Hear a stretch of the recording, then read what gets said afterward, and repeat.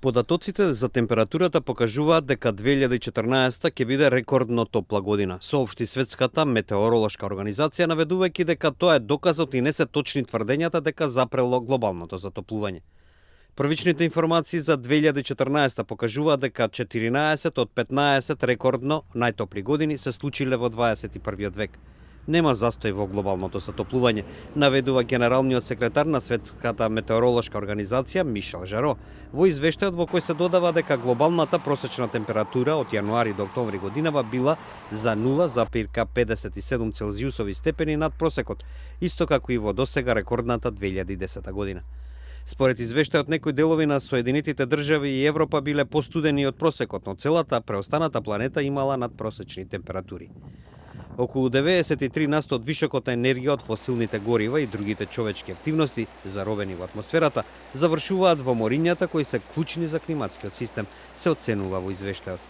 Иако научниците уверуваат дека порастот на температурата од средината на 20 век е главно последица на активностите на човекот, тие се уште не можат со сигурност да објаснат како таа појава влијае врз зачестеноста на бурите и ураганите. До средината на ноември биле забележани 72 тропски бури, што е многу помалку од просечните 90 годишно. Површината на арктичкиот мраз се намали на рекордно ниво, но затоа мразот на Антарктикот расте веќе трета година поред. Во Лима, Перу, представници од 190 земји до 12 овој месец ќе се обидат да постават основа за нова спогодба за испуштање штетни гасови во атмосферата, што би требало да биде усвоена во идната година во Париз. Договорот што во ноември го постигнаа Соединетите држави и Кина влева нова надеж дека поделбите околу ова прашање наскоро ќе бидат надминати. Сепак, шефицата на секретаријатот на Обединетите нации за климатски промени, Кристина Фигуерес, оцени дека би било многу нереално да се очекува некакво брзо решение за климатските промени.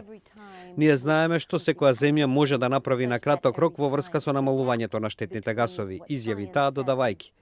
Не станува збор дека имаме некакво волшебно стопче со кое ќе удриме и ќе кажеме дека веќе нема климатски промени.